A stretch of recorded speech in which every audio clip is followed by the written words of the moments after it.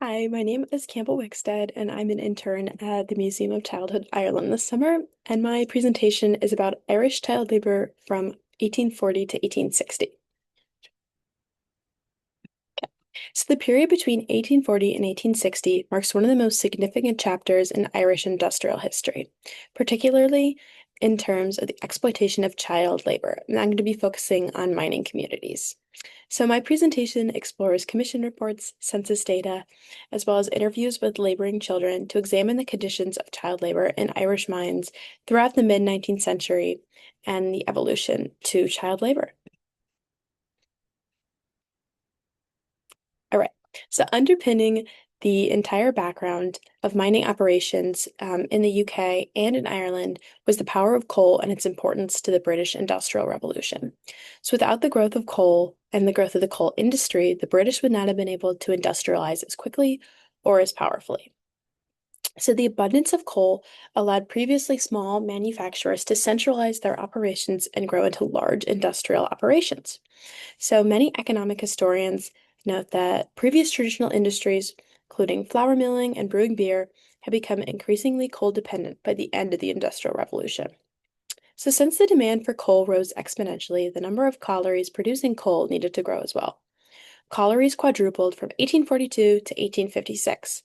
In 1842, there were 567 collieries. Then just 14 years later, in 1856, there were over 2,400 collieries, including 19 throughout Ireland, marking an almost 500% increase. So not only did the number of collieries rise, but production outputs increased tenfold. So in 1750, 4,356 tons of coal were produced. Then 100 years later, in 1850, 46,337 tons of coal were produced. And then Ireland specifically was a key point for the British Empire to focus mineral excavation on in industries outside of coal. Ireland is very rich in silver, tin, and lead. So from 1780 to 1830, 25 silver and lead mines opened in the Southwest Line, spanning from County Dublin to County Clare. Okay. So the Industrial Revolution was centered around a lot of legislation. So this legislation furthered British industrialization as well as Irish industrialization. And the establishment of the Mining Company of Ireland, also known as the MCI, in 1824 was one of the highlights of this legislation. So the MCI became a hub for mining activities throughout Ireland. This company was highly successful and shaped the mining industry throughout Ireland. It thrived until the end of the 19th century when it eventually collapsed in the decades following the American Civil War in the 1860s. So the American Civil War led to a collapse in mineral prices, which severed the American market's connection to Ireland, marking the end of the Irish mining boom. And then one of these key points of legislation was the 1833 Factory Act. So to keep up with the rapid industrialization of the UK and in Ireland, all types of mines and collieries, including those for coal, tin, copper, and silver, they all employ children. Irish parents commonly brought their children to work with them to help support their families and gain an extra wage. Child labor was so common that when the 1833 Factory Act was passed, it explicitly defined a child as a person under 9 years of age and was prohibited from working. However, those aged 9 to 13 were allowed to work, but only for up to 9 hours per day, and those aged 13 and older had no restrictions on their laboring hours. Additionally, in further legislation, there was a distinction made. A child was defined as a citizen under 12 years old, and a young person was 12 to 18. And these two distinctions would legally define child labor in the coming decades. So, additionally, while the proportion of children in mining to children in other industries, for example, textiles, may have been lower in percentile, children still composed a large percentage of the workforce. So according to the 1841 census, minors aged 12 to 20 composed 28.4% of all minors in the United Kingdom. This would increase to 30.6% in the 1851 census. Additionally, in 1838, 5,000 children were employed in copper mines across the UK, and then 4 years later, it would increase to 5,764 children.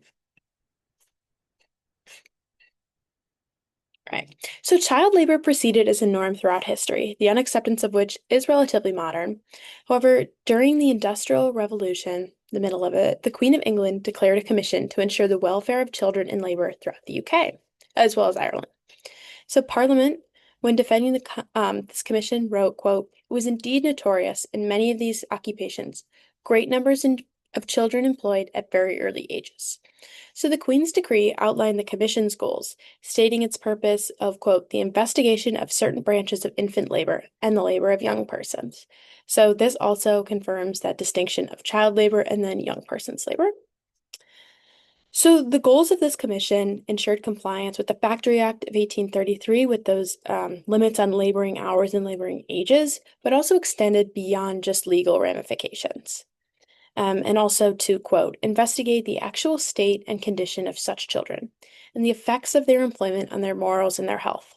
So the Queen declared this commission to be named the, quote, "Commission on Children's Employment." She then decided to divide this job as it composed quite a lot of children throughout a very large area. So she divided it into regions, so England, Scotland, Wales, and Ireland. And then within these regions, it was divided either by town or, in Ireland's case, there was a Northern Commission and a Southern Commission. This today doesn't have anything to do with the northern counties and the southern counties, that kind of division between the UK and Ireland. It was just kind of a line straight in half of the Ireland Isle. And then also there were commissions for each type of employment. So mines, manufactories, mills, and then more were all divided. Right. In the winter of 1841, the Queen of England established a subcommission to report on child labor in mines and manufactories throughout the UK. Subcommissioner Frederick Roper authored the first commission report on child labor, titled "Employment of Children and Young Persons in Mines and Collieries in the South of Ireland." So Roper was well known among Parliament members for his highly detailed and thorough reports on child labor throughout the UK and especially in Ireland.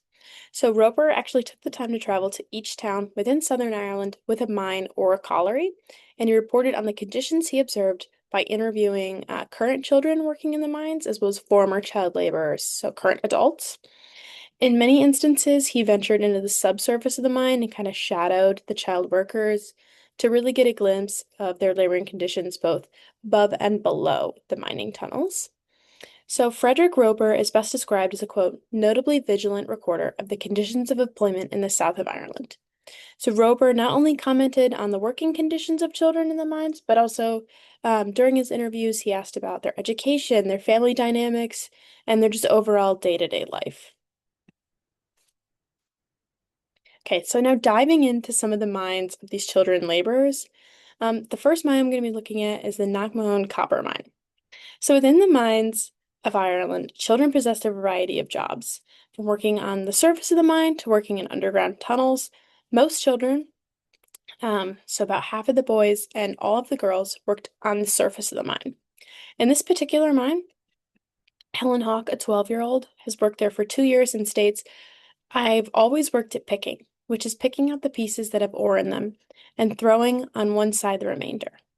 Anne Kavanaugh, a 21-year-old, has been working at this mine for 6 years, and she has, quote, "never worked and at any other than picking or cobbing for these last 3 years. I've been working at cobbing, which is breaking the ore down with the hammer. And then less common than picking or cobbing, which are the kind of traditional mining jobs, is tying. So tying bundles of sorted ore or waste was done to either be removed from the mining site or enter further processing. Nancy Mulcahy, an 18-year-old, has worked at tying in this mine for 3 years. So now examining another mine. This is a lead mine, the Kane lead mine.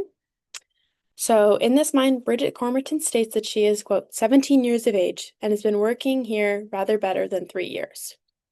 So she works in cobbing, which is using the cobbing hammer to remove the waste and the rock from the ore. She then went on to jigging and started skimming, which is taking off the useless parts of the surface after digging. So jigging, which involves just using a jig, which is a form of gravity separation equipment that kind of shakes minerals and then separates them based on their density, allowing heavier minerals, often the ore, to kind of sit in the base and then the lighter waste to wash away. 17-year-old Mary Cooney worked in the Cane lead mine. She works at jigging, which is, quote, considered the hardest work that any of the females work at.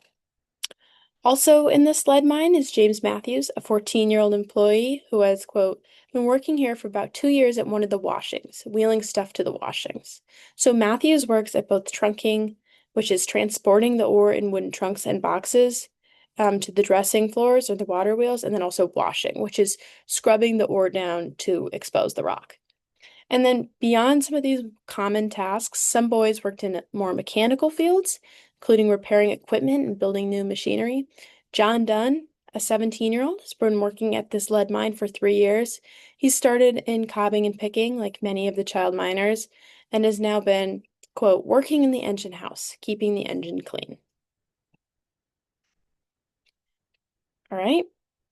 In the Alahites copper mine, Catherine Leahy, a 16-year-old, she's been working in this mine. She states that she has, quote, always worked at trunking, which is one of the washings, and that she has been working 4 years there.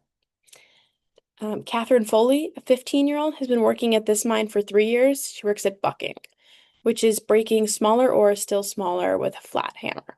So this, like cobbing, involves a bucking hammer instead of a cobbing hammer, and it's used to grind or crush ore into a fine powder that allows for more ease of extractions. All right. However, not all of the mines operate on the surface. So underneath the surface of the mine, another operation exists. So 17-year-old Philip Murphy has been working at the Dromah Colliery for 3 years, and he is employed underground. His job is to fill in the coal as it is received by the miners into a wagon and then push this wagon to the bottom of the shaft, empty the contents, and then go back again. So his technical job is known as a roller or a hurrier. So he transports barrels, carts, and wheelbarrows filled with ore waste around the mining site for either disposal or further processing of the ore. Also working in the Dromah Colliery is 17-year-old Jeremiah Connolly. Connolly is an experienced hurrier, having been employed there for almost 10 years, starting at just the age of 7. He, quote, fills the coals into a wagon and pushes them to the foot of the shaft. So this colliery features a much more extensive underground operation than the 3 mines just discussed. In fact, at this colliery, all young persons between the ages of 13 and 18, and indeed many more who are older, are employed underground as hurriers, pushing the loaded wagons along the railways from the workings to the foot of the shafts. This and filling the wagons and buckets are their only employment. All right. So kind of a different angle to approaching mines is the different gendered tasks they would give the children. So girls and boys had different tasks within the mine. So mine owners justify their labor segregation based on the perceived strength of male versus female workers. So many mining operations preferred to employ adult male miners for their strength rather than children or young persons, and especially women. However, they did often accept children because they would get to pay them a lower wage than adult laborers. And even the women's wage was lower. The ideal subsurface miners were stout men, over 6 feet tall, a physique that many children and most women did not match, and the strength required to work underground in mines is immense. Despite the abundance of adult labor in both Ireland, of both men and women, none of the collieries in the coal fields of Ireland was a single instance found of any female child, or indeed female of any age, being employed in the coal mines in any underground work. To venture even further, the subsurface mine I just discussed, the Dromah Colliery, employs no women, surface or subsurface. Frederick Groper, the commission reporter throughout the south of Ireland, notes that females were not employed in any of the collieries in this county. Only 200 men and young boys. However, not only was this colliery not employing women, in the entire county of Cork, no females of any age, including adult women and children, were employed in any mining operations. In Irish mines, women were only employed on the surface, if at all. They were working sorting through the ore, moving waste around the mine, and further processing the ore. Contradictory throughout the rest of the UK, women, young girls, and female children were employed in all areas of the mine, performing both surface and subsurface work right alongside men and boys. And Roper comments that in many parts of England and Scotland, they employ children and young persons of both sexes as hurries, and remarks that in the south of Ireland, no females of any age are employed as hurries. So, despite working in both surface and subsurface mines throughout England, women were only found in the surface of the mine. Okay. So this concludes my presentation on Irish child labor from 1840 to 1860 in rural southern mining communities. Thank you so much and enjoy Heritage Week.